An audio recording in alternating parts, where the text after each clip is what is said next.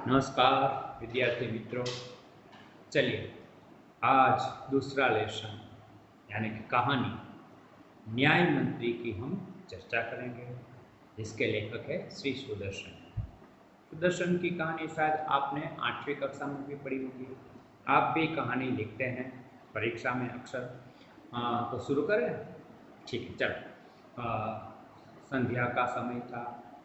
शिशुपाल नाम का एक ब्राह्मण, उसके घर का दरवाज़ा किसी ने खटखटाया। देखा तो कोई परदेसी था। उस परदेसी ने ये विनती की कि क्या मुझे एक रात काटने के लिए यहाँ आपके घर स्थान मिल सकता है। देखिए हमारी संस्कृति, देखिए इतना सुनते ही शिशुपाल ने कहा ये तो मेरा सौभाग्य है। मेहमान को हम भगवान का रूप मानते थे, आजकल तो पता नहीं। अनजाना व्यक्ति था, विश्वास किया, लेकिन आज के ज़माने में तो कोई किसी का विश्वास नहीं करता है। पूरा दरवाज़ा खोला, स्वागत किया और ये कहा कि आपके आने से मेरा घर पवित्र हो जाएगा। बता दी, देखो शिशुपाल उस व्यक्ति को जानता नहीं है, लेकिन वो मेहमान के रूप में आया, परदेसी के रूप में आया, तो उसका बड़ा स्वागत होता है।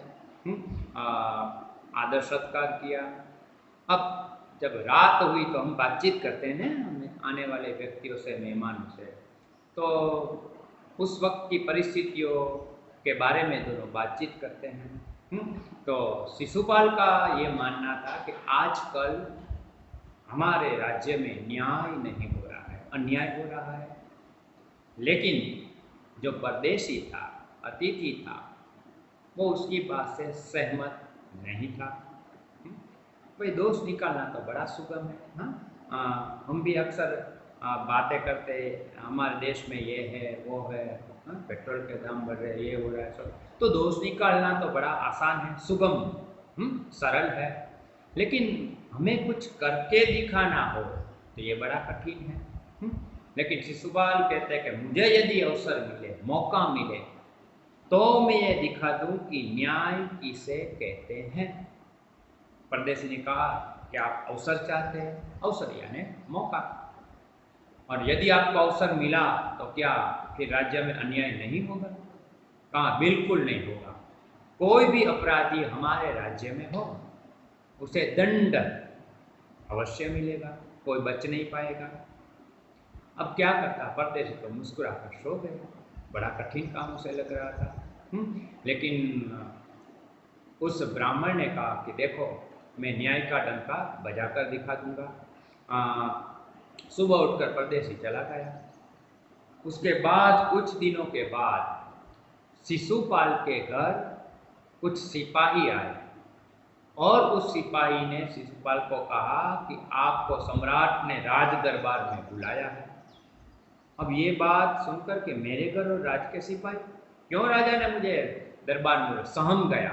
सहम जाना यानी डर जाना, भयभीत हो जाना। अक्सर हमारे घर में भी कोई पुलिस अचानक आ जाती है तो हम सहम जाते हैं, क्या बात होगी। दरबार पहुंचा, शिशुपाल का कलेजा धड़कने लगा, कांपने लगा। उन्होंने देखा तो वो तो सम्राट अशोक था। कौन था सम्राट अशोक? तो वही सम्राट अशोक वेश बदलकर कुछ दिनों पहले उसके घर मेहमान बनकर आया था। और शिशुपाल ने ये कहा था कि हमारे राज्य में अन्याय हो रहा है। बड़ी आश्चर्यचकित कर देने वाली बात है। राजा अक्सर ऐसा करते थे। और उस सम्राट ने कहा, उस दिन बोला था ना शिशुपाल ने कि मैं मौका चाहता हूँ, अवसर चाहता हूँ। तो सम्राट भी बोले कि आप अवसर चाहते थे ना, मैं आपको अवसर देता हूँ। मैं आपको इस राज्य का न्याय मंत्री बना देता हूँ। हाँ, क्या आप इसके लिए तैयार है? फिर तो अब मौका मिलेगा ना, मिला है आपको, तो आपको ये करके दिखाना है कि हमारे राज्य में कहीं भी किसी भी को अन्याय न हो। उसने एक राजमुद्रा दी, राजा की मुद्रा। मुद्रा એટલે આપણે ગુજરાતીમાં વીંટી કહીએ, वो पहचान होती है। ये राज दरबारी है, वो कहीं भी आ जा सकता है, हाँ, उसे रोक नहीं सकते, क्योंकि राज दरबार में राजा के पास जाने के लिए उसकी सहमति चाहिए। लेकिन जब ये राजमुद्रा दिखाई जाती है तो सिपाही उसे रोकते नहीं। अब शिशुपाल अशोक सम्राट के समय का न्याय मंत्री बन गया। उसने ऐसी समुचित व्यवस्था की, प्रारंभ किया, सुप्रबंध किया, सुप्रबंध यानी व्यवस्था, कि पूरे राज्य में शांति रहने लगी। किसी को किसी प्रकार का भय सताता नहीं था। यहाँ तक कि लोग दरवाजे को खुला रखकर जाते, ताला लगाते नहीं थे। चारों तरफ ऐसा सुप्रबंध, ऐसी सुव्यवस्था की कि न्याय की धूम मच गई पूरे राज्य में।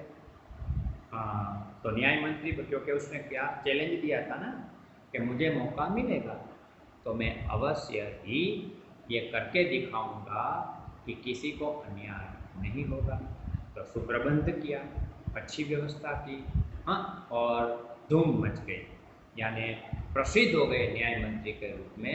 लोगों को न्याय मिलने लगा, लोग जो भयभीत थे उसे शांति प्राप्त हुई और कहीं भी अन्याय नहीं हो रहा था। तो ये न्याय मंत्री बनने के बाद शिशुपाल ने जो कहा था वो करके दिखाया। आगे भी और कहानी है, लेकिन उसकी चर्चा हम दूसरे वीडियो में करेंगे।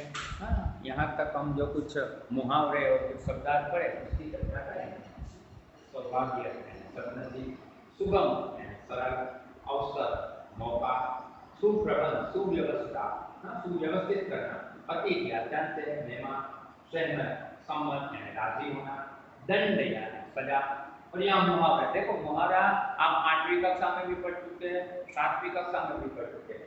जो मुहावरा होता है उसका अर्थ लिखना चाहिए, अर्थ लिखने के बाद उस मुहावरे का वाक्य प्रयोग करना चाहिए। और वाक्य प्रयोग करते समय ये ध्यान रहे कि वाक्य में मुहावरा ही होना चाहिए, उसका अर्थ नहीं। कई विद्यार्थी ऐसा करते हैं, वाक्य प्रयोग करते हैं तो उसका अर्थ वाक्य में लिखते हैं। अर्थों में बताना है, वाक्य में मुहावरा ही आना चाहिए। जैसे अपने घर सिपाही को देख शिशुपाल सहन गया, यहाँ सहन गया मुहावरा है, जो यहाँ दिया जाना का मतलब यहाँ हो गया गया। ये वाक्य में परिवर्तित होते हैं शब्द। डंका बजाना, सुप्रसिद्ध होना। शिशुपाल ने कहा मैं न्याय का डंका बजाकर दिखाऊंगा, यहाँ न्याय का डंका बजाना ये भी वाक्य में आया। तो इस प्रकार मुहावरा जो होता है उसका वाक्य प्रयोग करते समय मुहावरे का अर्थ नहीं, मुहावरा ही आना चाहिए। और भी है जिसकी चर्चा हम करेंगे अगले पीरियड में। 2-3 वर्ष सुब्रमण्यम का न्याय की धूम मचना, ये भी एक मुहावरा है। और भी है जो आप होमवर्क में कीजिएगा, ठीक है। तो दूसरे वीडियो में मिलते हैं, तब तक